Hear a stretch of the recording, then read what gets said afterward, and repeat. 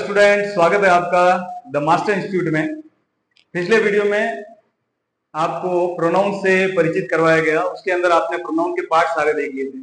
Pronoun के part देखे, उसके अंदर आने वाले कीवर्ड्स देखे आपने, और आपको उन कीवर्ड से ये अंदाजा लग गया कि वो कीवर्ड जो है प्रोनाउन के कौन से पार्ट से संबंधित हैं। अब एग्जाम्पल के थ्रू हम उसको देखेंगे। एग्जाम्पल्स दिए हुए हैं, उसके थ्रू हम इसके एक पार्ट को अपन डिफाइन करेंगे। मैंने इंडेक्स में इसको दे रखा है, आपको इंडेक्स टू इंडेक्स समझाया जाएगा, वो देखो आप कैसे हैं।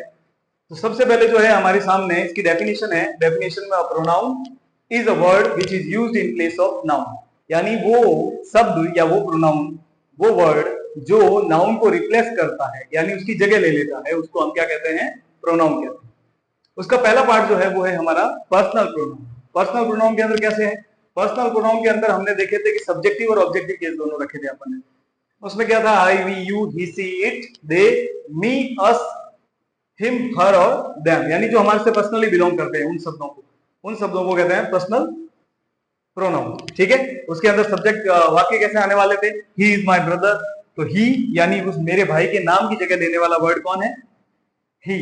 और सी इज ए डॉक्टर, यानी वो जो लड़की डॉक्टर है उसके नाम की जगह लेने वाला कौन है? सी। और दे जो है वो स्टूडेंट्स, यानी वो विद्यार्थी जिनके नाम है, जो विद्यार्थी वहां पर है उनकी जगह ले रहा है कौन? दे। तो ये सारे के सारे हैं क्या? पर्सनल प्रोनाउन है। ठीक है। तो इसको आप देख सकते हो एक बार। पर्सनल प्रोनाउन के अंदर जो कीवर्ड्स है वो ये रहे, और इनको आइडेंटिफाई करने के लिए हमारे पास ये शब्द हैं। ये ज्यादातर आपको कहां मिलेंगे? सब्जेक्ट और ऑब्जेक्ट के अंदर। अब दूसरा हमने कहा था पजेसिव प्रोनाउन। पजेसिव यानी पोजीशन बताने वाला, यानी अधिकार जताने वाला। ये एडजेक्टिव के रूप में भी काम आते हैं और अधिकार जताने का कार्य करते हैं। वे प्रोनाउन जो पोजीशन शो करता है, पोजीशन शो करता है मतलब किसी पर अपना अधिकार जताने की कोशिश करता है। कैसा है? My, this is my book, you are mine, तुम मेरे हो, माइन अधिकार जताने की कोशिश करता है। इट इज आवर कंट्री, ये हमारा देश है। ये देश किसका है? हमारा। It is our street, it is our school. ठीक है। फिर ours, your, yours, his, her, hers, it, its, one's, their and theirs. ये सारे के सारे शब्द जो हैं ये पोजीशन बताते हैं, किसी के ऊपर अधिकार बताते हैं। जैसे वाक्यों में देखते हैं तो देखिए कैसे हैं। दिस बुक इज माइन, ये किताब मेरी है, यानी इसके ऊपर मेरा अधिकार है। तो ये माइन वर्ड जो है यहाँ पर पोजीशन शो कर रहा है। क्या कर रहा है? पोजीशन को शो कर रहा है, इसलिए ये पॉजिटिव हो गया। पॉजिटिव केस के अंदर आने वाले सारे शब्द आपके क्या है? पॉजिटिव प्रोनाउन है। ठीक है। फिर है this is my book, my positive है, तो यहां पर ये क्या काम कर रहा है? पॉजिटिव प्रोनाउन का कार्य कर रहा है। यहां पर लास्ट सेंटेंस जो है वो कह रहा है his sister is poor but mine is rich. His sister, उसकी बहन, उसकी बहन यानी उसकी बहन किससे बिलोंग कर रही है? उससे। तो ये हिज जो है ये पॉजिटिव, यानी उसके ऊपर, अपनी बहन के ऊपर अधिकार जता रहा है, तो वो हो गया आपका पॉजिटिव। और दूसरे में वो कह रहा है माइन इज, मेरी जो बहन है वो क्या है? रिच है। तो यहाँ पर माइन और हिज जो है दोनों पोजीशन बता रहे हैं, ये पॉजिटिव प्रोनाउन है। फिर अपन आगे आते हैं वापस। अगला है अपना डेमोन्स्ट्रेटिव प्रोनाउन। डेमोन्स्ट्रेटिव प्रोनाउन के अंदर क्या होता है? डेमोन्स्ट्रेट करके बताया जाता है, यानी इशारा करके, संकेत करके बताया जाता है, पिन पॉइंट करके। वो, ये, यह, वह, दिस, दैट, दीज, दोज, ऐसे इशारा करके बताया जाता है। वे प्रोनाउन जो किसी संज्ञा की ओर संकेत करें, वे प्रोनाउन जो किसी संज्ञा की ओर संकेत करके बताएं, इशारा करके बताएं, उसको कहते हैं हम डेमोन्स्ट्रेटिव प्रोनाउन। इसमें क्या है देखो, सबसे पहले जो दिए हुए हैं वो दिस और दैट दिए हुए। ये दिस और दैट दोनों सिंगुलर है। कैसे हैं? सिंगुलर। दिस जो है वो नजदीक की चीजों के बारे में होता है, और दैट जो है वो दूर की चीजों के बारे में बताता है।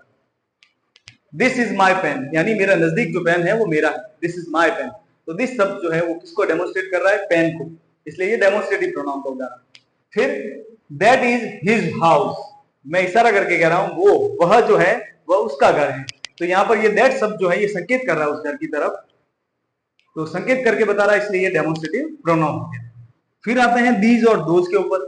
तो दीज और दोज जो हैं वो भी इशारा करके बताते हैं। कैसे? दीज जो होगा वो नजदीक की चीजों के बारे में बताएगा, और दोज जो होगा वो आपको दूर की चीजों के बारे में बताएगा। कैसे हैं? ये दोनों प्लूरल हैं। सेंटेंस क्या रहेगा?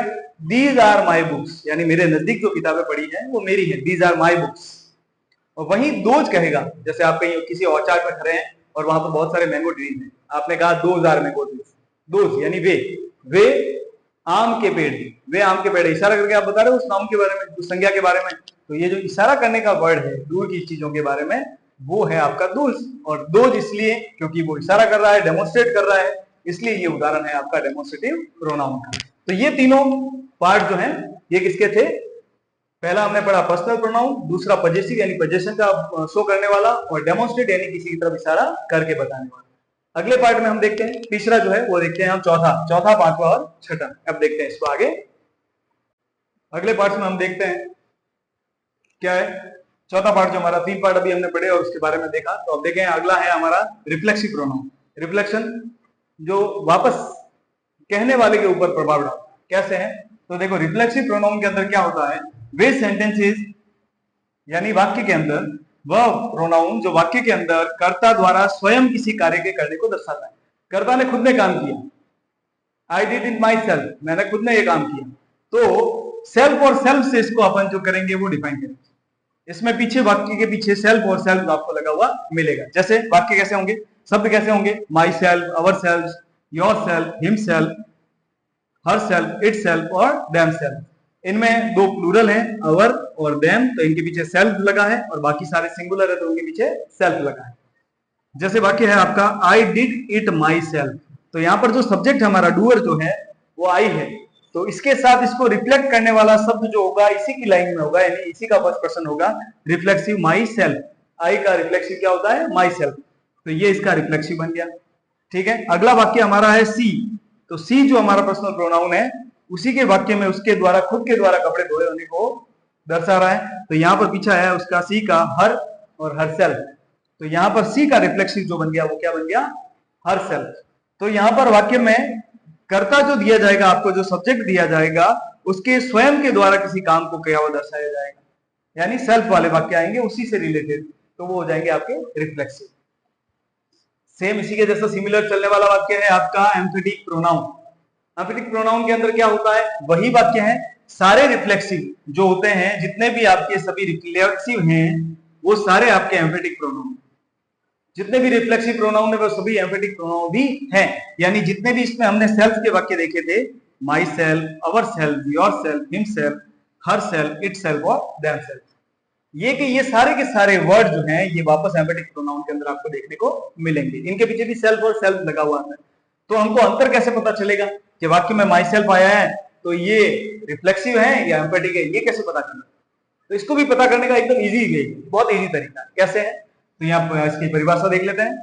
वे वाक्य, ये वाक्य जो होंगे, यानी ये वाक्य जैसे होंगे, ये प्रोनाउन जो होंगे, ये वाक्य में क्या करते हैं, कर्ता के स्वयं के कार्य करने को दर्शाते हैं। कर्ता ने स्वयं कार्य किया है, दोनों में सिमिलर है। ये भी रिफ्लेक्सिव भी सब्जेक्ट द्वारा खुद के द्वारा किए गए काम को दर्शाता है, और एम्फेटिक में भी सब्जेक्ट द्वारा खुद किए गए काम को दर्शाया जाता है। बट ये क्या करता है, ये कर्ता के ऊपर जोर देता है, मैंने खुद ने किया। कर्ता ऐसे कहेगा कि मैंने खुद ने किया। एक तो आप कहते हैं कि मैंने अपना काम स्वयं किया, दूसरे वाक्य में उसी को अगर मैं अपने आप पर जोर देकर कहूं तो मैं कहूंगा मैंने स्वयं अपना काम। एक में तो मैंने क्या कहा, मैंने अपना काम स्वयं किया, यानी स्वयं जो था वो आराम, वो उस पर इतना दबाव नहीं दिया गया। और दूसरे वाक्य में उसने कहा मैंने स्वयं अपना कार्य किया। स्वयं को मैं जस्ट मेरे बाद में ले आया, वो जब मैं उसको जस्ट बाद में ले आया मेरे, तो वो हो गया आपका एम्फेटिक, और जब उस पर जोर नहीं दिया गया तब वो बन गया आपका रिफ्लेक्सिव। तो कैसे है, कर्ता पर जोर देता है, सभी रिफ्लेक्सिव प्रोनाउंस एम्फेटिक प्रोनाउन होते हैं। वाक्य में सब्जेक्ट के तुरंत बाद आता है। देखो यहां पर आपने रिफ्लेक्सिव में देखा था, रिफ्लेक्सिव में वाक्य के जस्ट तुरंत बाद, शब्द के तुरंत बाद, सब्जेक्ट के तुरंत बाद नहीं था, ये पीछे है। ये भी सब्जेक्ट के तुरंत बाद नहीं होगी, वाक्य में पीछे है, बट यहां ऐसा नहीं। अब अंतर पैदा करना होगा, वहां पर वाक्य के सब्जेक्ट के तुरंत बाद नहीं है, इसलिए वो रिफ्लेक्सिव नहीं है, वो रिफ्लेक्सिव है।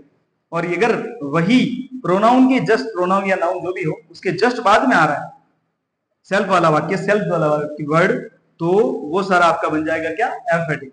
तो ये क्या हो रहा है आपका, आई के बाद क्या आ रहा है, माई सेल्फ, तो आई के तुरंत बाद आ रहा है, यहाँ सी के तुरंत बाद हर सेल्फ आ रहा है। तो ये दोनों क्योंकि अपनी जगह जो है सब्जेक्ट के तुरंत बाद रखते हैं, इसलिए इन्हें क्या कहते हैं, एम्फेटिक प्रोनाउन।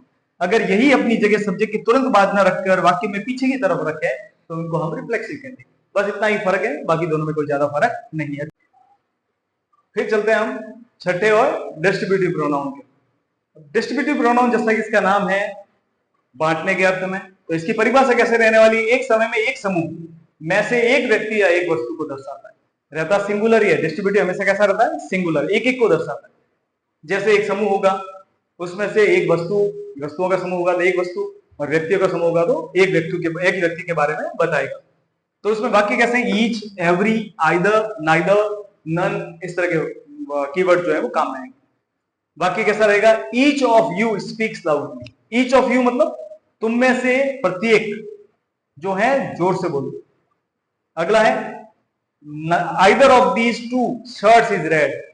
आइदर ऑफ का मतलब होता है दोनों में से कोई एक, नाइदर ऑफ का मतलब दोनों में से कोई भी नहीं। तो either of these two shirt, दोनों शर्ट्स में से कोई एक शर्ट जो है वो कैसी है, रेड। और ये हमेशा सिंगुलर रहते हैं। डिस्ट्रीब्यूटिव प्रोनाउन जो होते हैं वो हमेशा कैसे रहते हैं, सिंगुलर रहते हैं, इसलिए इनके साथ जो वर्ब आएगी वो भी सिंगुलर आएगी। यानी यहां पर अगर either of these two shirts, दो आ रहा है, आपको प्लूरल लग रहा है, बट इसके साथ जो वर्ब आ रही है वो देखो सिंगुलर है, इज आई, आर नहीं आया। क्यों नहीं आया, क्योंकि आपने सबसे पहले किसका प्रयोग किया, आइदर का प्रयोग किया।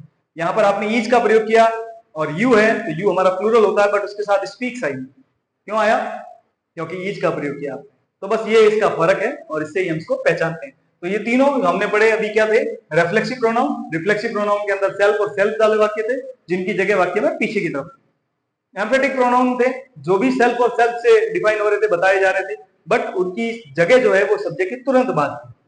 फिर आया था डिस्ट्रीब्यूटिव प्रोनाउन। ये क्या कर रहा था, एक समूह के अंदर से एक एक व्यक्ति और एक एक वस्तु को चुनता था, ठीक है। और ये हमेशा सिंगुलर भी रहता है और इसके साथ सिंगुलर वर्ब का प्रयोग भी होता है, ठीक है। आगे के पार्ट जो है हम नेक्स्ट वीडियो में देखते हैं। आज के लिए राधे राधे।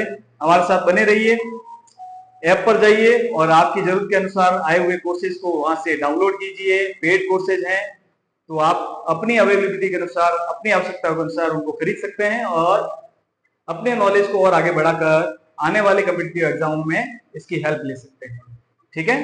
राधे राधे।